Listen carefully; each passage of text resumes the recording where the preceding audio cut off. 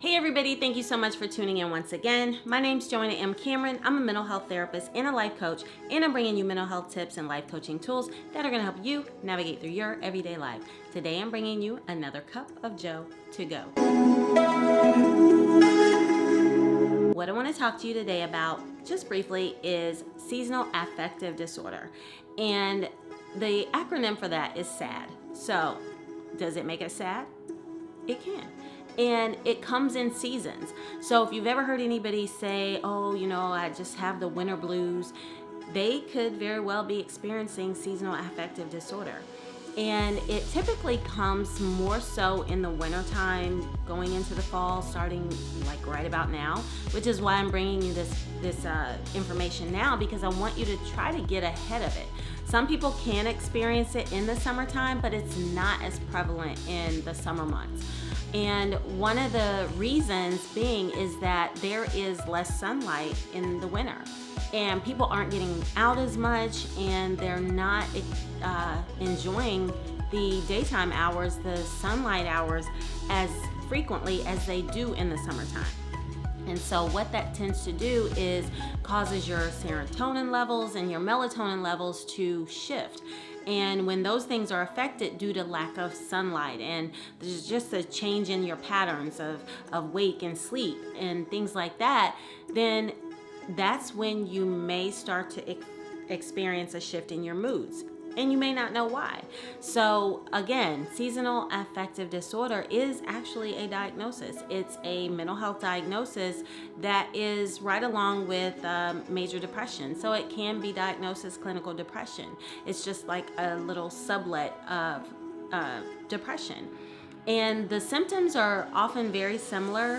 One of the differences might be that you might notice you're gaining weight because you're eating more and you're participating in habits of more comfort foods, versus with regular depression, you might lose your appetite and not really have a desire to eat as much. And also, seasonal affective disorder, which is a little different from regular clinical depression, it has been shown to show improvements with light therapy. And the reason being, once again, is because it's affected by the change in the season and the sunlight that you're not being exposed to. So really what I want to talk to you about in this video is getting ahead of that.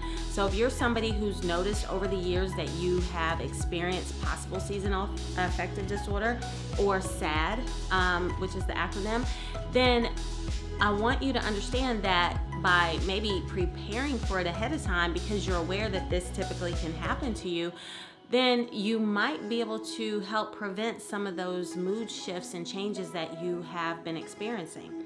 So be more intentional, number one, about utilizing those daylight hours. Get outside, take a walk. Even if you work a job where you go in the morning when the sun has not come up yet, and then you come home from a job where the sun has already gone down, use your lunch hour if you can to get out and take a walk, even if it's just for 30 minutes. That sunlight is crucial. You may have been told by your doctor through a checkup that you have low vitamin D. And low vitamin D, where does that come from? Vitamin D comes from the sun. And so if you're not getting proper vitamin D because of lack of sunlight, take a supplement. So that's number two. Take a vitamin D supplement to kind of help you to bring up that level, which can help to better your mood. It can help improve your mood. So that's one of the things that you'll notice by taking that supplement. And then also maybe plan some activities with friends, engage with others, and be more proactive, because not only are we losing sunlight and we're not getting out and doing as much, COVID almost had completely shut that down. So people they're more hesitant about connecting with people. Be intentional about it. Set up a small group dinner around these holidays that are coming up, so that doesn't increase the depression and the sadness that you're feeling by not being connected to people. It doesn't have to be on the actual holiday itself. I'm a flight attendant and I rarely get to be with my family on the actual holiday. So set up a dinner a couple days before or a week before, and you got Thanksgiving coming, you have Christmas coming, you have New Year's coming, you have Valentine's Day. All of these are winter holidays that can easily cause people to feel isolated and alone. So pre-plan, plan ahead, and just maybe in small groups, like I said, so that you can be around people, and that will help to uplift your mood and help you to plan ahead. And then finally, if you don't want to do any of those things, talk to your doctor about light therapy. Light therapy is something that you can ask your doctor about, get a prescription for, to then put you in front of artificial sunlight that you could sit in front of regularly as prescribed or recommended by your doctor, that can take the replacement or can replace the natural sunlight that you would typically get outside. And that's why this diagnosis is more prevalent in the winter, simply because in the summertime people are out more, they're doing more outdoor activities. But you can do that too.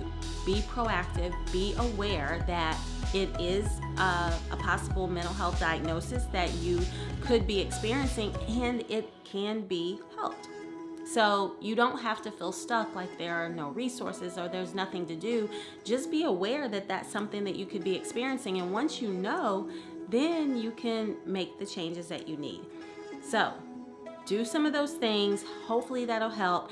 Connect with people, take the vitamin D, get some sunlight, be intentional about taking care of your mental health, be proactive. All right, so I'm Joanna M. Cameron. Please subscribe to my channel, share with as many people as you can, and like the video. This is your cup of Joe to go for this week, and I will see you again, same place next week. Bye for now.